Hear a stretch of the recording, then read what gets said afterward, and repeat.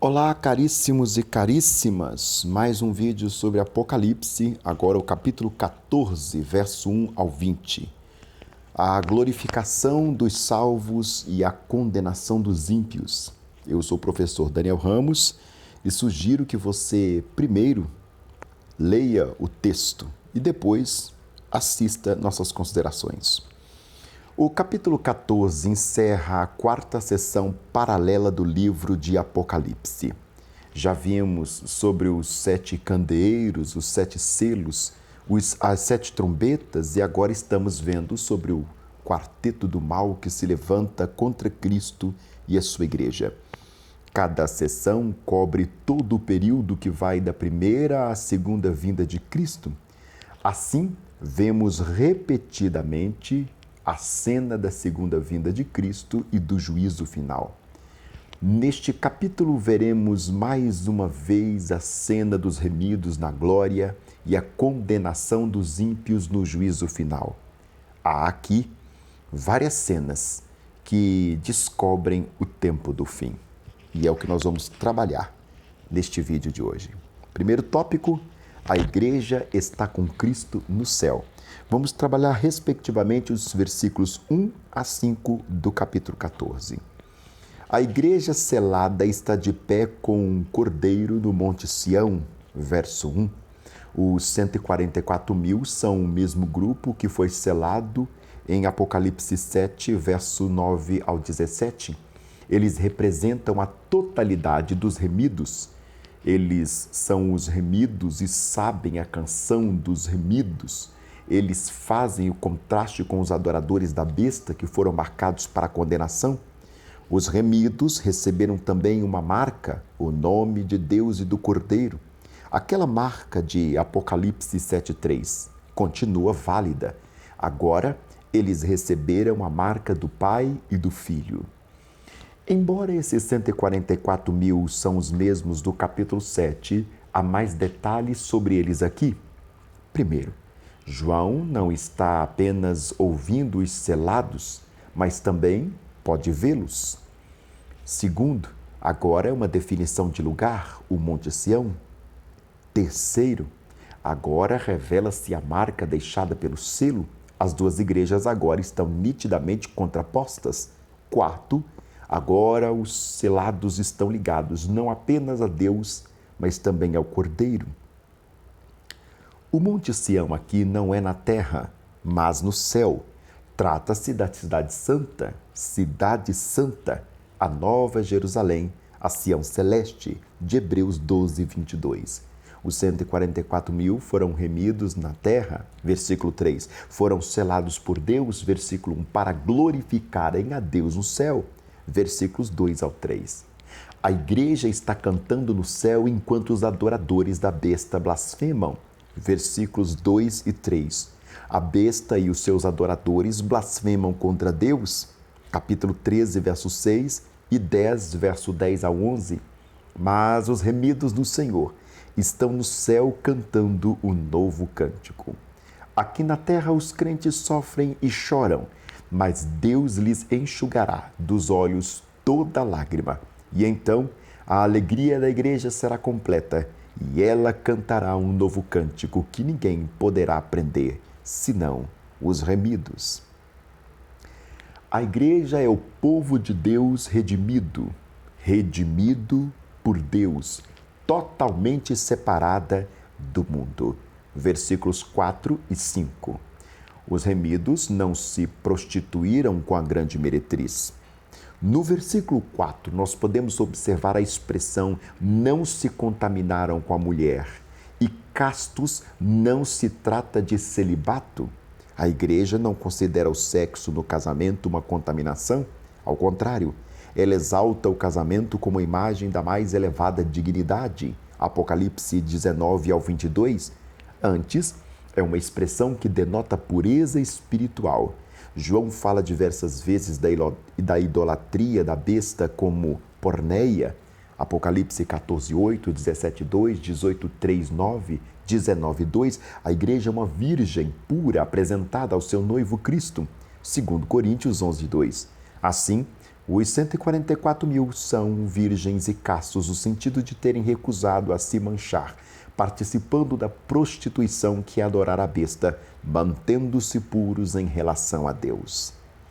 Os remidos são os seguidores do Cordeiro. Versículo 4. Eles não seguiram a besta como todos os demais, 13:8, mas seguiram o Cordeiro. 14:4. Seguir o Cordeiro, ainda que para a morte. 12, verso 7. Os remidos são discípulos de Cristo. Eles ouvem a voz do pastor e o seguem. João 10, 3-4. Eles negaram-se a si mesmos, tornaram-se a Cristo e seguiram ao Senhor. Os remidos são os eleitos de Deus. Verso 4. Eles seguem o Cordeiro porque não pertencem a si mesmos. Eles foram redimidos pelo sangue do Cordeiro. Apocalipse 5:9. Eles foram escolhidos dentre os homens, foram escolhidos pela graça. Os remidos são primícias para Deus. Verso 4. Primícias aqui não são um grupo seleto da igreja, mas toda a santa igreja. Toda a igreja é a igreja dos primogênitos. Hebreus 12, 23. Os remidos são puros de lábios e de vida. Verso 5. Enquanto os ímpios blasfemam e se contaminam com a meretriz e seguiram uma mentira, a besta e os seus falsos milagres, os redimidos não têm mentira na sua boca, nem mácula na sua vida. Vamos para o tópico 2 do nosso vídeo. O juízo é anunciado aos moradores da terra. Versos 6 e 7 que nós vamos trabalhar aqui. Os moradores da terra são exortados a temerem a Deus e darem glória a Ele. Versos 6 e 7. O capítulo 3 encerra com uma nota triste. A pergunta que ecoa em todo o mundo é: quem é como a besta? Quem pode pelejar contra ela? Capítulo 13, verso 4. Somos informados que a besta tinha autoridade sobre cada tribo, povo, língua e nação. Capítulo 13, verso 7. Mas agora o anjo proclamará as boas novas de alguém mais forte, o Todo-Poderoso Deus. Ele sim deve ser temido, a ele sim deve ser dada toda a glória. Enquanto durar o tempo, os homens têm a oportunidade de se arrependerem e de se voltarem para Deus. Somente Deus é digno de ser adorado. 14, verso 7. Porque Ele é o Deus Criador. Ele é a origem de todas as coisas. Os moradores da terra são alertados sobre a chegada do juízo, especificamente no verso 7. Antes do juízo, Deus alerta, avisa e conclama o arrependimento. As trombetas do juízo sempre visaram levar o homem ao arrependimento. Capítulo 9, do 20 ao 21. Capítulo 16, verso 8. Os ímpios vivem como se o juízo jamais fosse chegar. Segundo Pedro, capítulo 3, verso 4. Eles vivem desapercebidamente. Mateus 24, 37 ao 39. Mas agora o juízo é chegado e a hora da queda da Babilônia, verso 8, da ira de Deus, verso 10, do lago de fogo, verso 11, a hora da foice, da largaragem, verso 16, 19, 20, e, portanto, nenhuma hora da misericórdia. O terceiro tópico do nosso vídeo vai falar a respeito da queda da Babilônia proclamada. Vamos trabalhar especificamente o verso 8. A grande Babilônia é a grande meretriz. A verdadeira igreja está no céu e a falsa igreja está arruinada. Ela é grande, mas está perdida. Ela seduziu, enganou, mas agora está caída. A grande Babilônia é o sistema mundano, a religião prostituída que vai estar a serviço da besta e de Satanás no mundo. A grande Babilônia age na terra com sedução e também com muita perseguição. A grande Babilônia é uma meretriz que seduz e engana. Capítulo 17, verso 5, 18, verso 3. Mas também ela é uma mulher embriagada com o sangue dos santos. 17, verso 6, 18, verso 24. Sua sedução é universal. Capítulo 14, verso 8. A ruína da grande Babilônia é completa e definitiva. Bom, a ruína da Grande Babilônia é completa, como nós já dissemos. Ela caiu, está derrotada. A igreja que foi perseguida e martirizada é vencedora. Mas a igreja que perseguiu e matou os santos de Deus é agora destruída. Passamos para a quarta parte do nosso vídeo, a condenação dos adoradores da besta, e vamos trabalhar especificamente os versos 9 a 12. Os adoradores da besta beberão o cálice da ira de Deus sem mistura. Versos 9 e 10. Até então, a ira de Deus veio misturada com misericórdia, mas quando o juízo chegar, os ímpios terão que beber o cálice da ira de Deus sem mistura, ou seja, sem oportunidade de arrependimento. João capítulo 3, verso 36. Todos aqueles que estão unidos a este mundo perecerão com o mundo. Quem escolher servir a Satanás vai ter que sofrer as consequências. Eles serão atormentados com fogo e enxofre. Isso fala da intensidade do tormento a ser oferecido a eles. Os adoradores da besta serão atormentados eternamente. É o que nos ensina o versículo 11. Os adoradores da besta jamais terão descanso. Mateus 25, 46, Marcos 9, 48.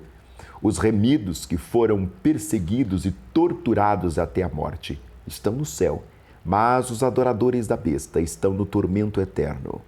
Os tormentos sem cessar dos ímpios está em contraste com a felicidade eterna e definitiva dos salvos. Apocalipse, capítulo 4, verso 8, capítulo 14, verso 13.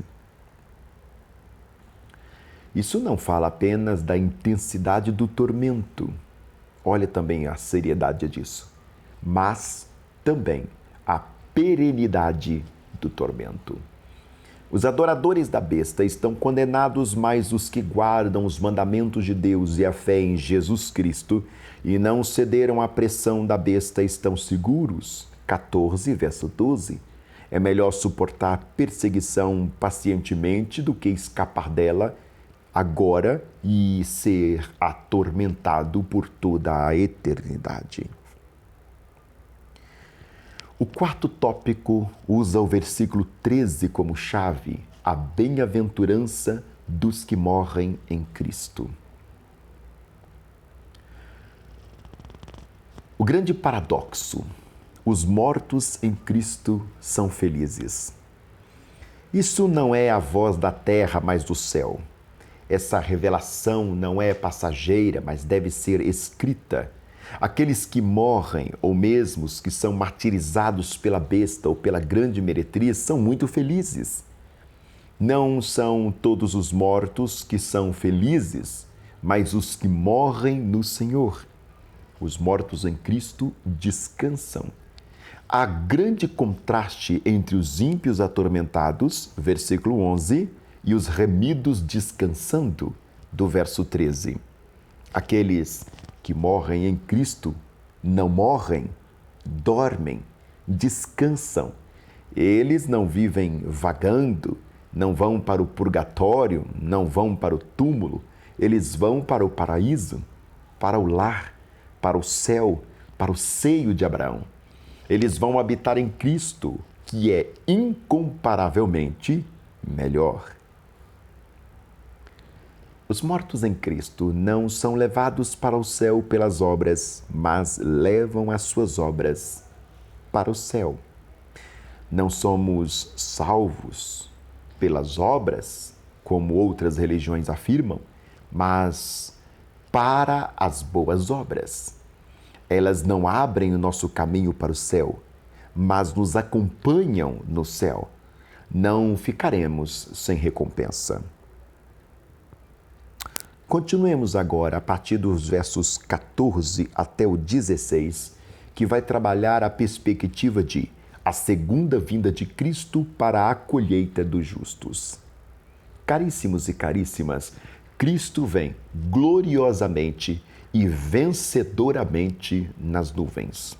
É a perspectiva do versículo 14.